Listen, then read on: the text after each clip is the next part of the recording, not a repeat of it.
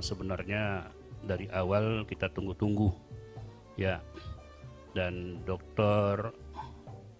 Ibu Susana, Raja Susana ini juga sebagai narasumber, serta seluruh peserta webinar yang kami banggakan yang hadir secara virtual. Alhamdulillah kita pagi hari ini bisa bergabung walaupun dalam bentuk virtual dalam rangka mengikuti seri ketiga Ngopi Time. Ngopi Time itu ngobrol pintar pasti menyenangkan. Jadi ngobrol pintar, jadi bukan ngobrol sembarang ngobrol ya. Kemudian juga pada kesempatan ini juga saya ucapkan terima kasih kepada seluruh panitia yang terlibat meneraju kegiatan ini, dan ini juga bukan yang terakhir, mungkin seriesnya akan berlanjut. Dan kita tahu sendiri bahwa tema hari ini terkait dengan tamadun Melayu dari masa ke masa. Artinya kalau diulas semuanya itu, kalau dari masa ke masa berarti cukup panjang rentang waktunya. Tidak cukup 1 hari, harus berceritanya 1 minggu. Tapi tak mungkin itu disampaikan dalam waktu yang panjang. Namun intisari dari semuanya itu akan dirangkum dalam sebuah narasi secara verbal yang disampaikan oleh narasumber. Dan kita semua akan mengambil benang merah dari itu.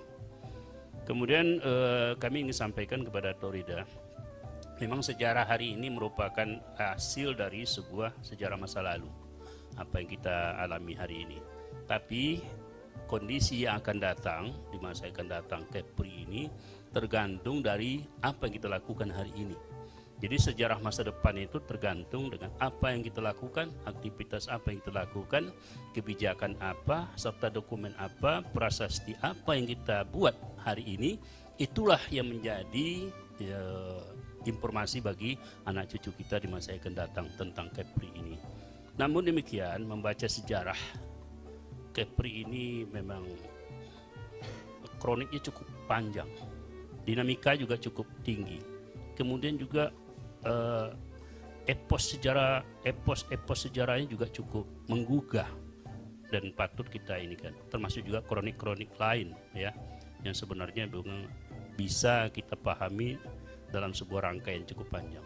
Karena itu kami berencana, karena ini tamadun Melayu dari masa ke masa ini, membuka acara saja, membuka pintu gerbang untuk membahas isu-isu selanjutnya itu.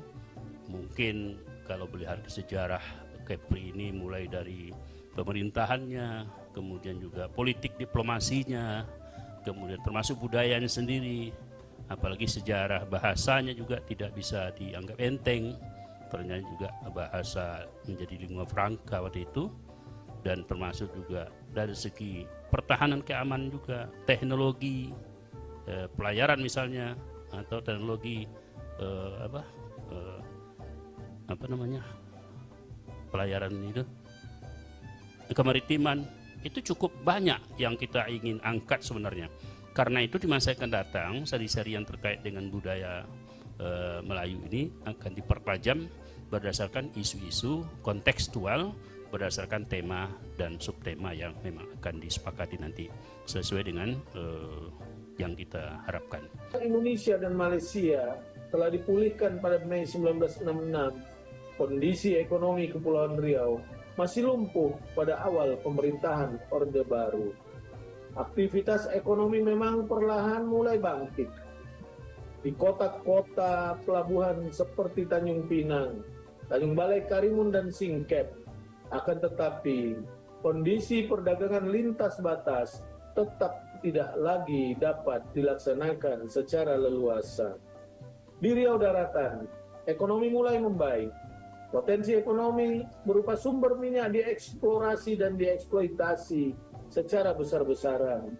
Hutan Riau yang luas pun menjadi sumber daya yang memberikan keuntungan besar bagi pemerintah.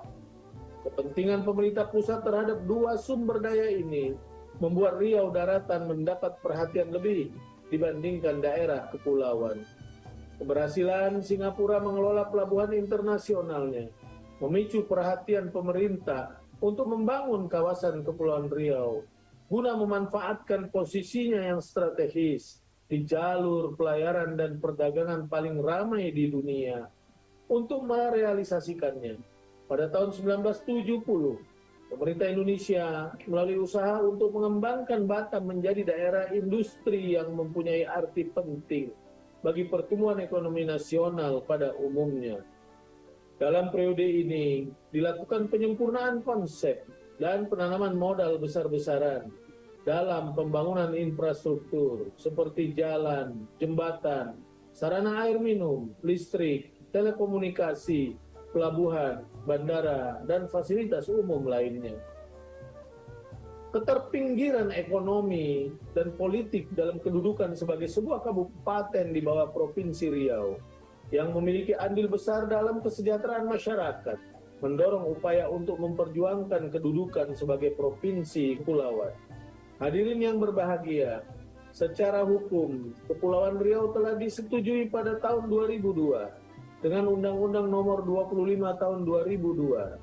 Provinsi Kepulauan Riau dengan moto berpancang amanah, bersauh marwah, bertekad untuk membangun daerahnya menjadi salah satu pusat pertumbuhan perekonomian nasional dengan tetap mempertahankan nilai-nilai budaya Melayu yang didukung oleh masyarakat yang sejahtera, cerdas, dan berakhlak mulia.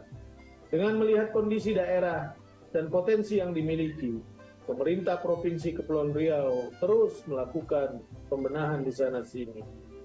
Tamadun melampaui batas-batas kenegaraan dan wilayah, sedangkan budaya selalu dikaitkan dengan negara atau wilayah tertentu. Tamadun Islam misalnya meliputi beberapa budaya menurut negara atau wilayah yang berbeda. Setiap tamadun memiliki keunikan tersendiri, seperti tamadun Yunani yang masyhur dengan filsafat dan keseniannya. Sedangkan tamadun Islam pula masyhur dengan perspektif kehidupan yang menyeluruh, di samping perkembangan sains dan teknologi. Begitu juga dengan tamadun Melayu di Kepulauan Riau, mencatat kegemilangan dari masa lalu, sekarang, dan masa mendatang. Hadirin sekalian yang saya hormati, demikianlah beberapa hal yang dapat saya sampaikan pada kesempatan ini.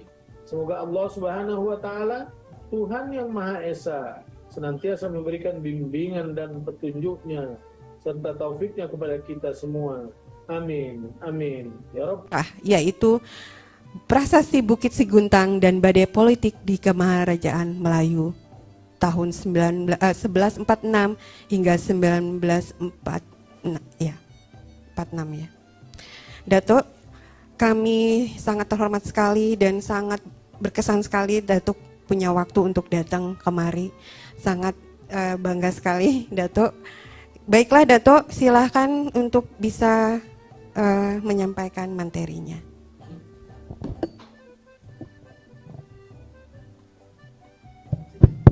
Bismillahirrahmanirrahim.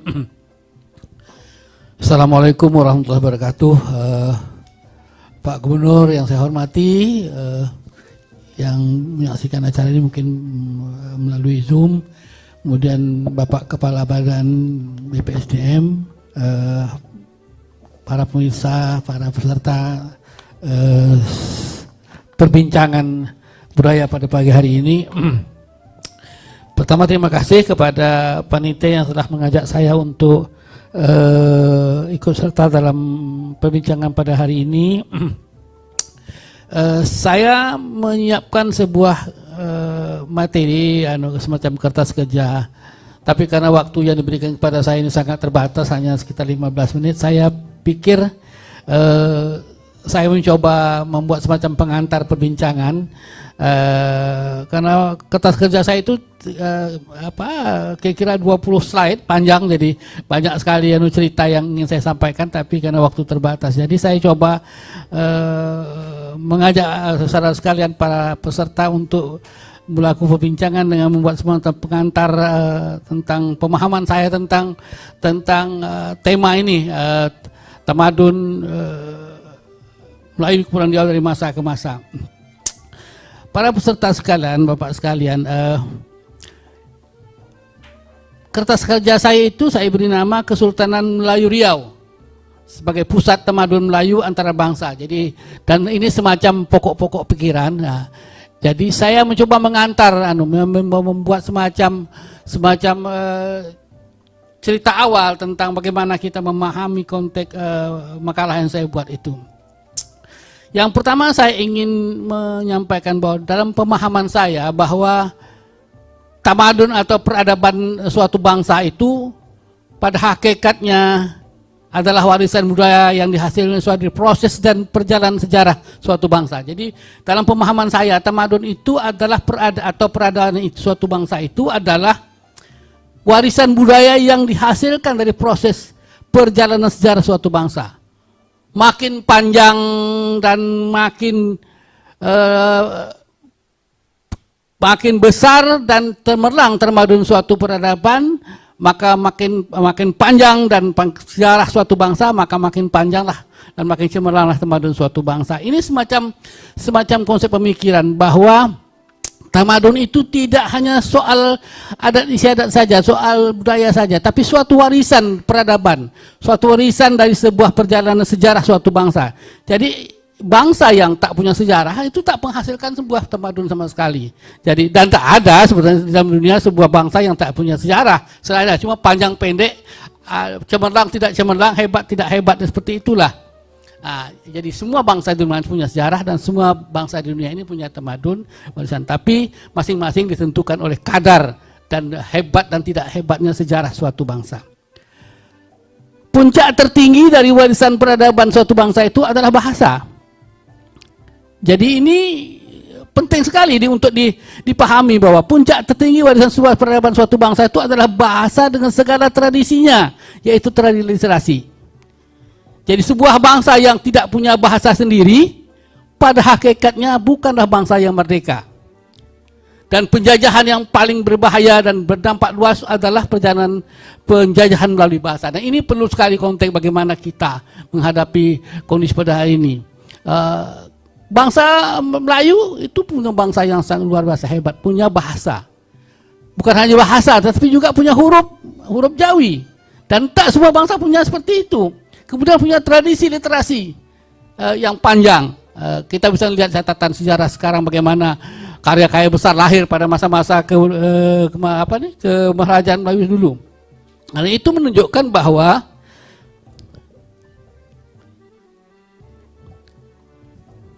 bahasa itu adalah puncak dari pencapaian sebuah peradaban. Jadi bangsa yang tidak punya bahasa pada hakikatnya bukan bangsa yang merdeka.